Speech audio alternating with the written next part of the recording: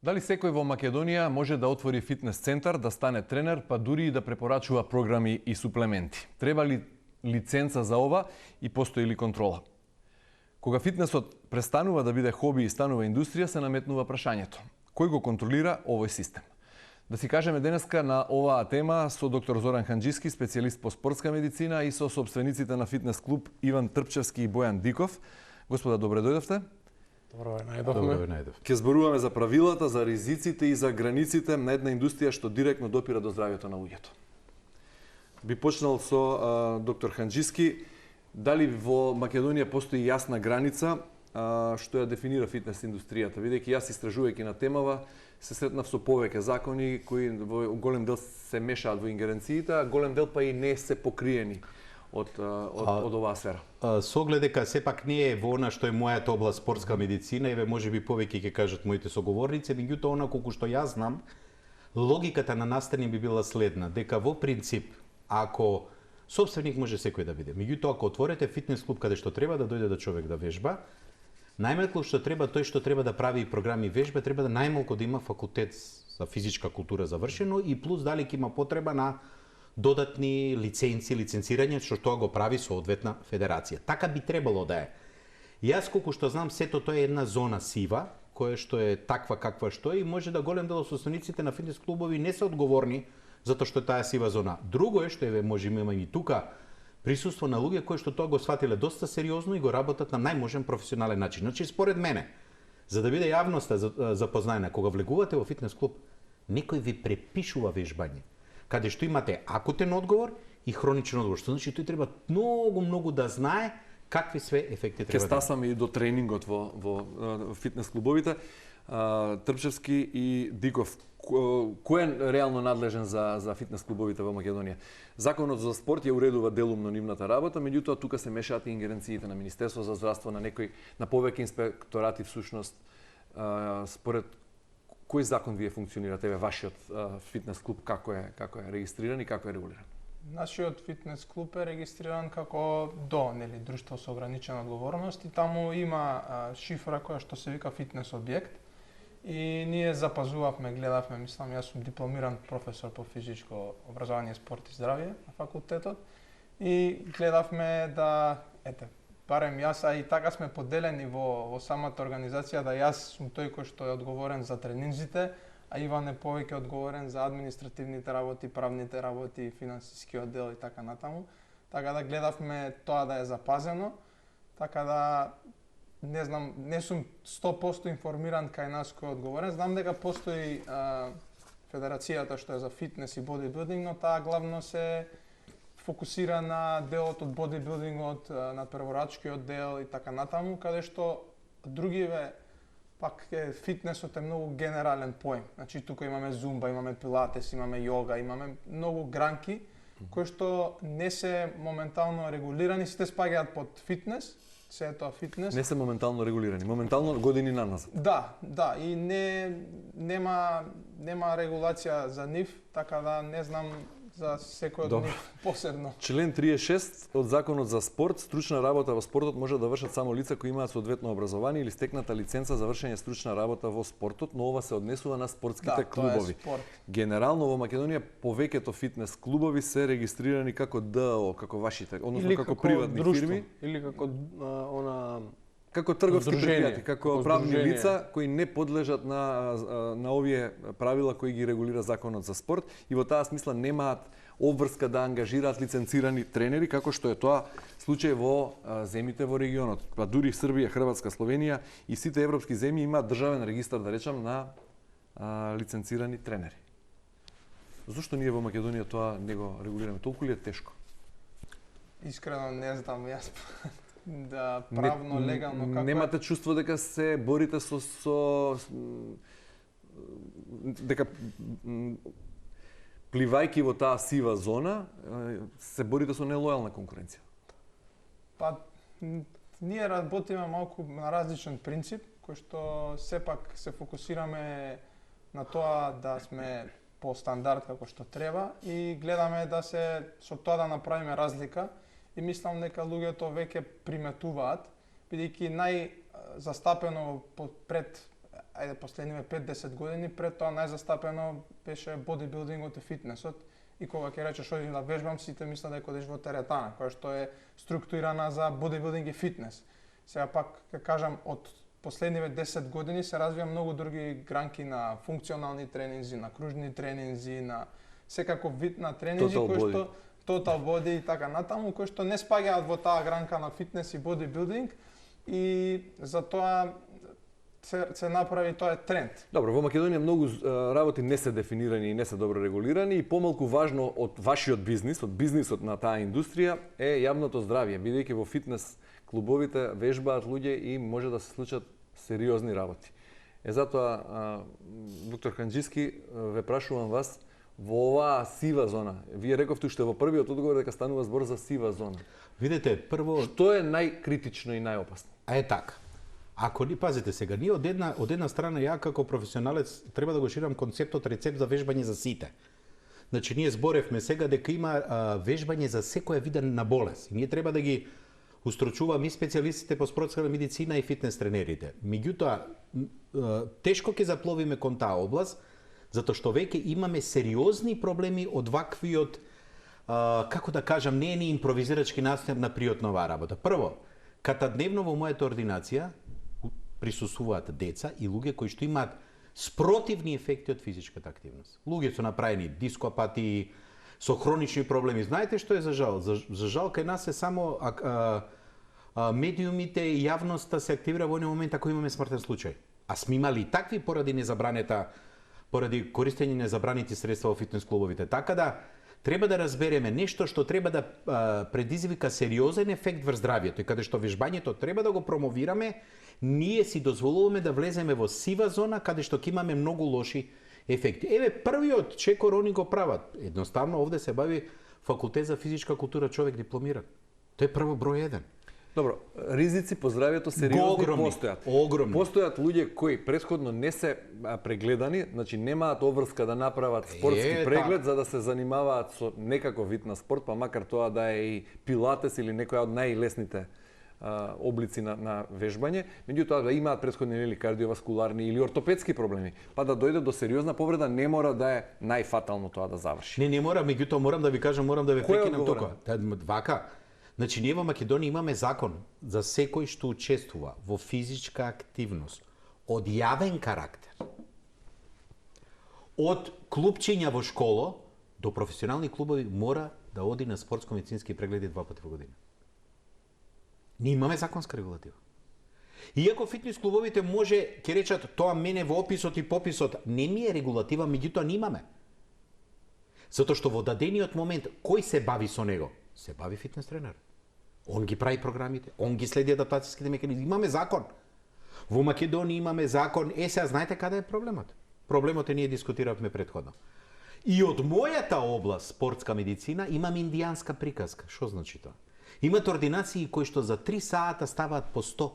И пазете на деца кои што професионално тренираат фудбал.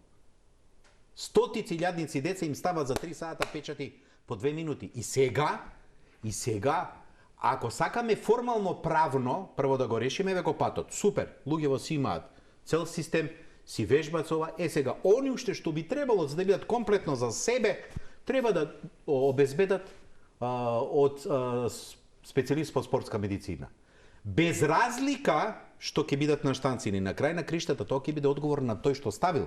Нема да биде одговор нив. Значи, ние имаме закон, Горан. Добро, ајде да тргнеме да се вратиме во фитнес клубот. Дали вие, Диков, на вашите членови им барате 2 задолжителни лекарски систематски прегледи годишно?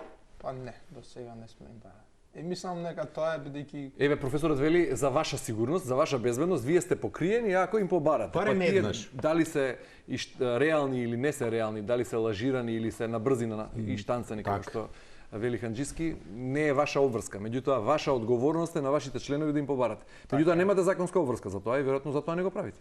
Па да, и самата култура е таква. Знаете, кога ќе дојде сега некој член, бил неактивен и така натаму, викаш, треба да направиш лекарски преглед. Повеќето од нив мислам дека би се одвратили од намерата и би отишле да вежбаат некаде каде што нема да им побараат.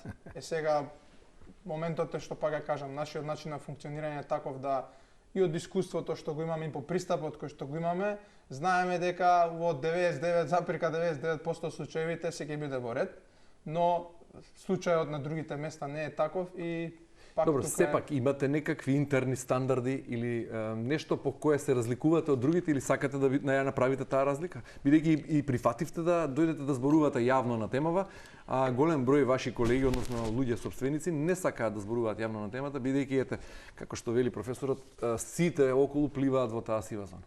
А еве Иван ќе каже за формуларот кој што Да, имаме вака внатрешно ние баш заради оваа причина сакавме да најдеме начин ете да не е толку голем проблем на луѓето да отидат на лекар и слично, туку барем ние на лице место да се пополни еден формулар кој што има прашања за да дознаеме што повеќе за човекот, дали има некои болки, дали има некои повреди, дали на нешто треба да внимаваме и дополнително на секој прв час кога ќе дојде и на месечно ниво ние ги проверуваме нашите членови, правиме консултација со нив, докај си, како си, има болка, нема болка, како ти оди надпредокот, ги периодизираме програмите. Така да ние интерно имаме најдено начин како да и тие го имаме пишано, имаме податоци за целото. Дополнително ке нас повеќето од тренерите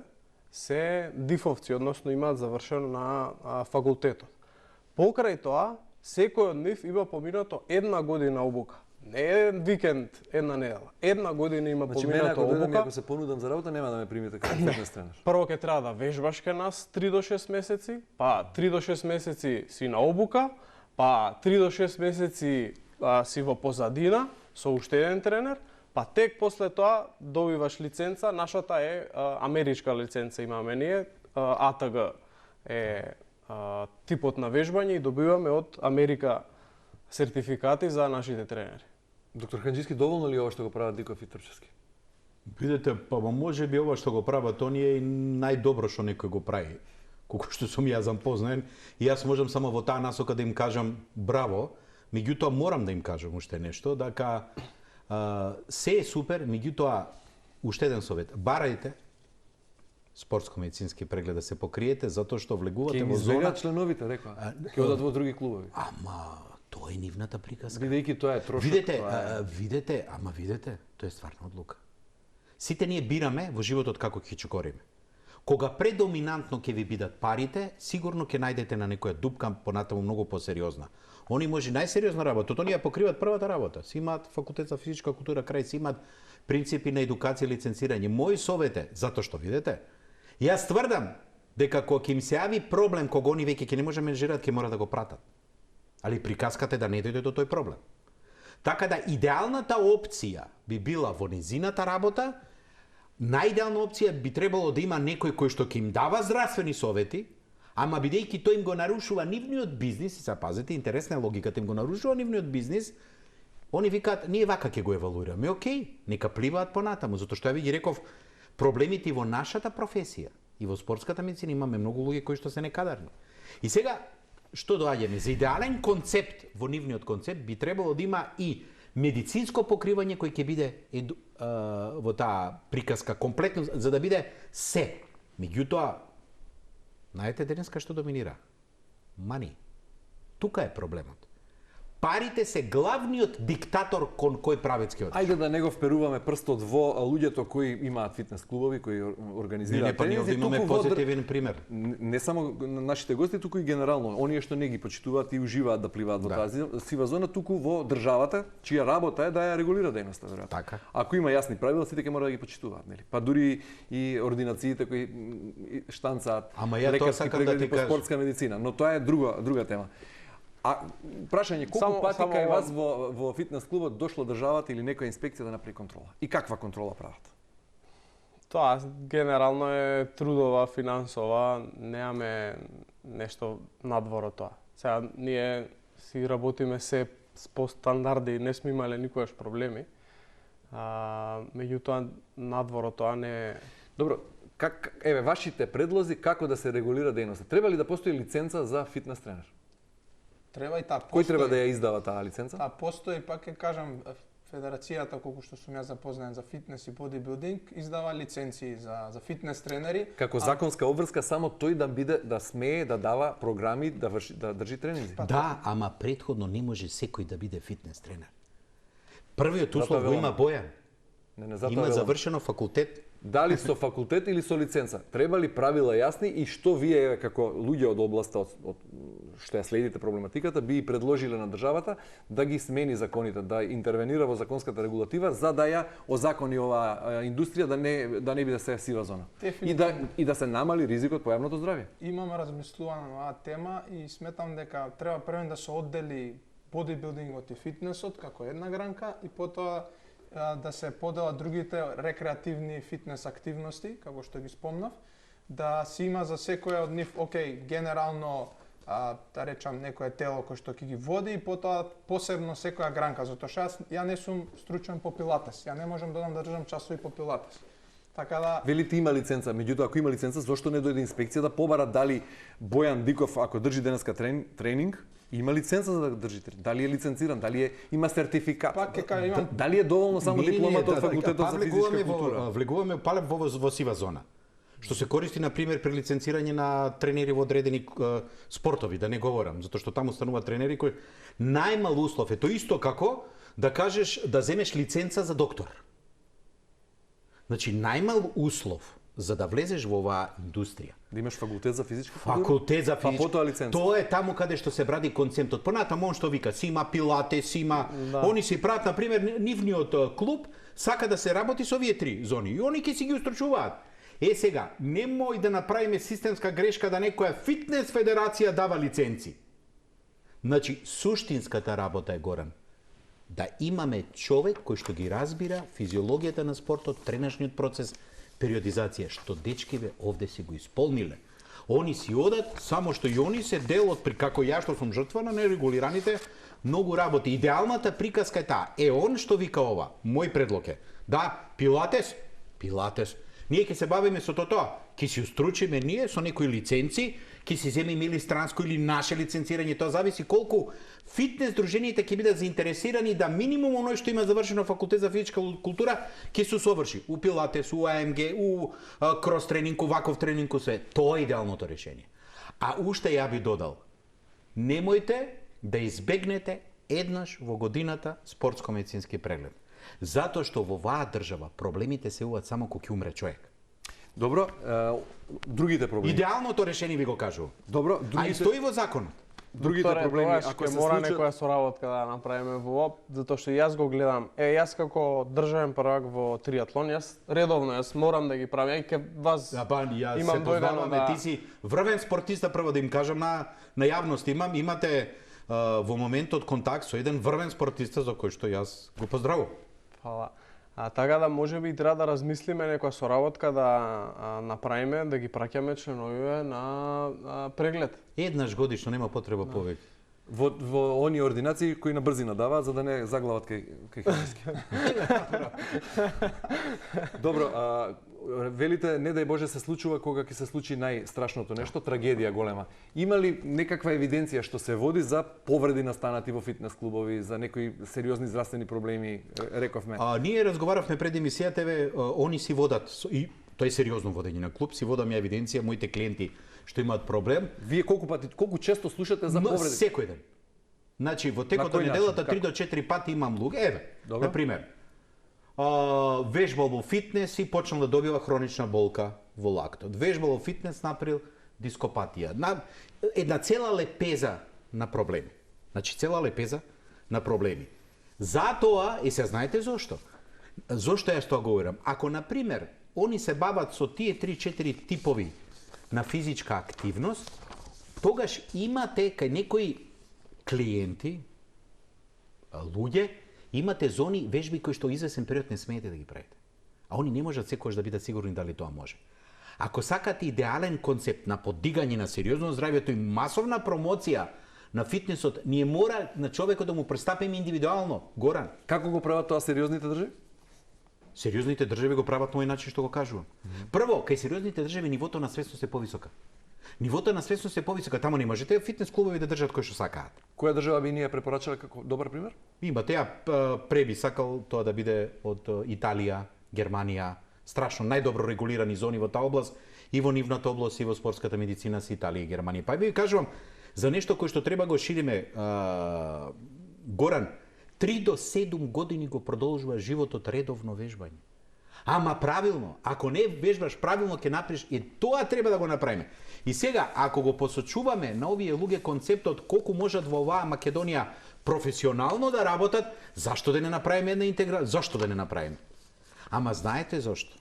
Јас се надевам дека тоа е. Следната тема што е многу важна, за која не стана збор до сега, е каде завршува границата од препорачливи суплементи, до каде се суплементи, каде почнува да бидат стимуланси, а каде се анаболици, стероиди или нешто што е забрането.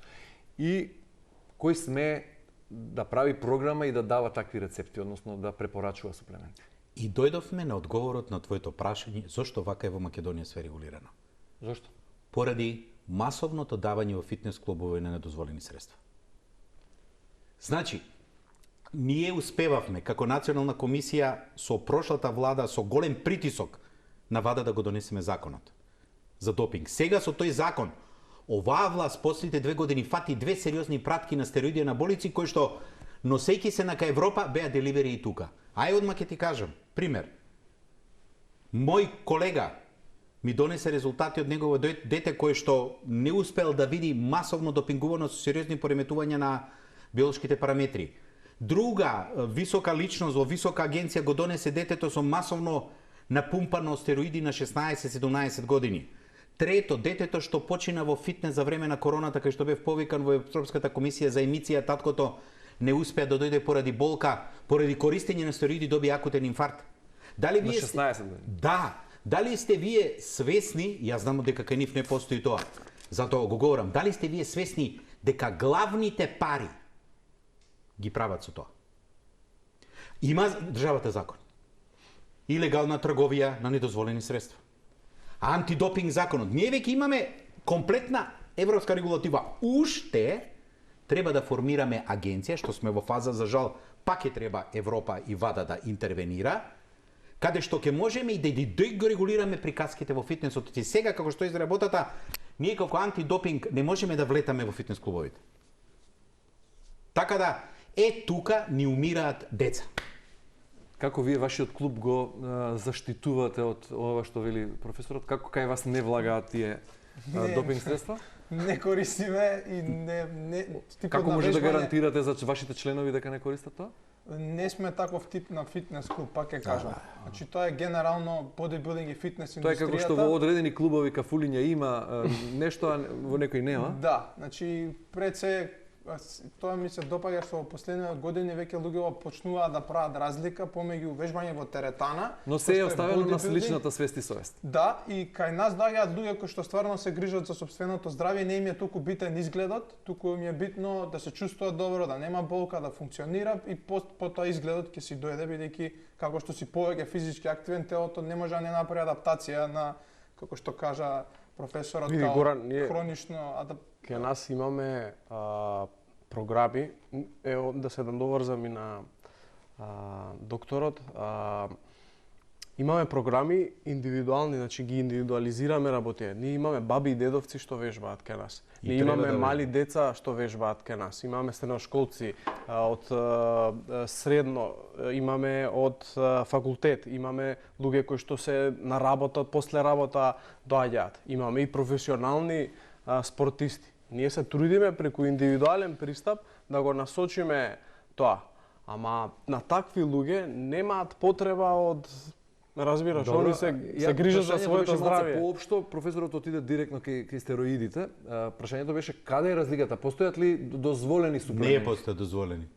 Прво, ако одиме во... Што е разликата суплементи? Значи вака, тоа е веќе тема од допингот. Добро. Значи стероидите како такви и стимулансите влегуваат во позитивната листа на ВАДА за допинг и се забранети all inclusive, што викам пред, после, надпериод и све.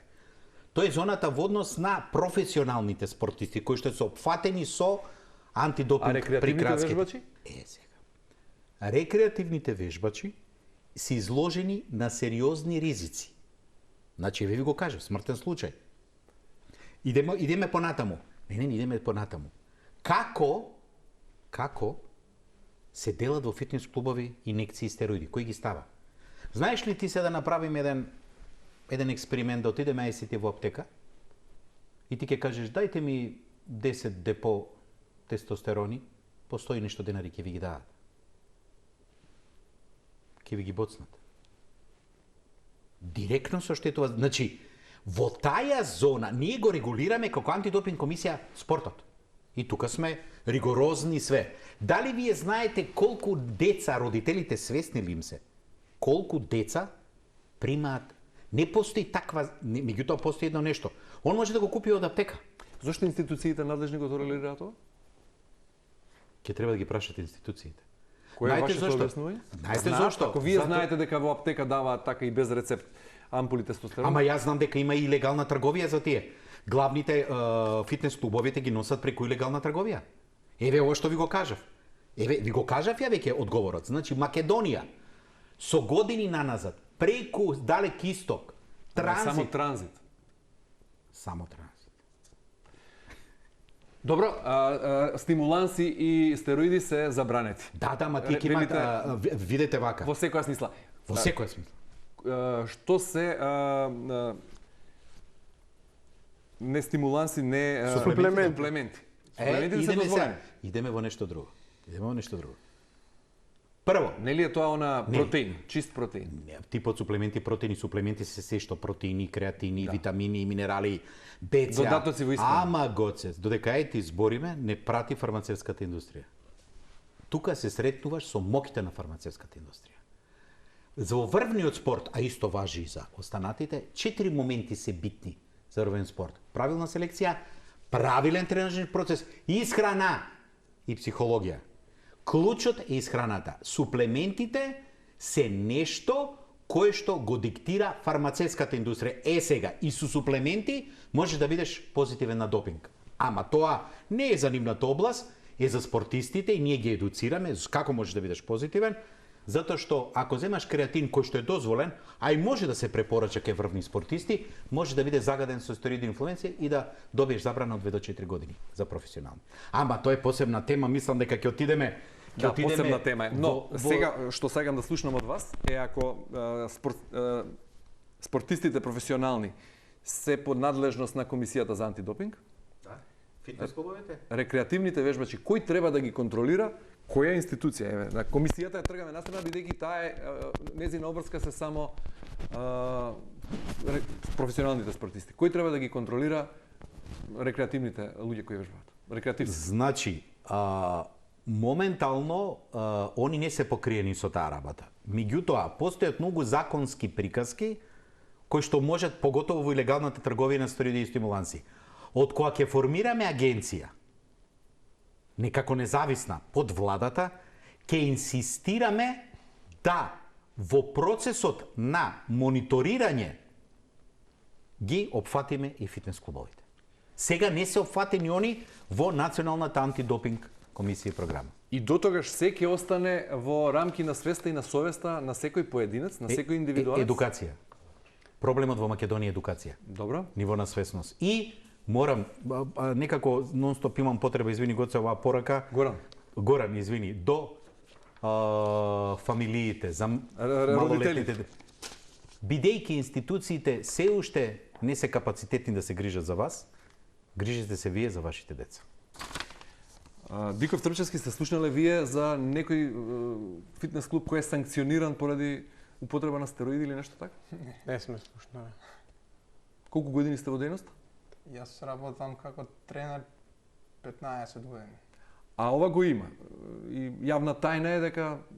Па ја ви кажувам со конкретни примери кои што не смеем да ги кажеме имињата поради заштита на податоци. Кажувам, ја не шпекулирам и тоа го знаат сите. Кажувам, мислам, тоа се реални приказки. Едукација и порака до родителите, така? Така. До институциите како апел за крај, бидејќи мораме да завршуваме, темата е многу интересна. Не фативме сите аспекти. Доволно институциите да ја погледат емисијата. Ништо повеќе. Ги имат решенијата. Имаат веќе големи решенија. Пазите, ние сме држава кој што и премногу сакаме да регулираме работи. Во нашата држава има добри закони. Меѓутоа, ако ја слушате емисијата, правните експерти во област тачно ќе знаат кај уште што треба да интервенира. Да не делиме совет на нешто што е држава, кое што и е задача да мониторира, прати и да носи интервенции. Немате нешто се надоврзате? Јас само би додал дека конкретно кај нас, јас имам целосна едукација и сертификат антидопинг. Тоа ми доаѓа од Триатлонската федерација, бидејќи јас сум сертифициран и триатлонски тренер од Светската триатлонска организација. Така да кај нас и на тоа, мислам, едуцирам јас лично, бидејќи и сум поминал низ сертифицирање, и сум дел од антидопинг програма, така да сакам да кажам дека кај нас такви работи не се толерираат, едуцираме против тоа и се трудиме максимално професионално да си ја вршиме работата и драго ми е што се отвараат вакви теми, затоа што е убаво да се регулира. Апелирам до сите да работат професионално и Добро. Трпчеки, еве, јавно користам прилика за уште една покана за специјална емисија за она што е твоја специјалност и што не прави горд како нација, бидејќи имаме таков вреден спортист како што рече триатлонец. Трпчевски, Диков, професоре Ханџиски, ви благодарам многу за гостувањето во денешната емисија и за вашите дискусии. Благодарам и на ти вас. благодарам. Ете така, почитувани, фитнесот е дел од здравиот живот, но само ако е стручно и одговорно контролиран. Таму каде што нема јасни правила, постои простор за злоупотреба и на телото и на довербата. Ви благодарам што бевте со нас, останете на Телма и имајте убав ден.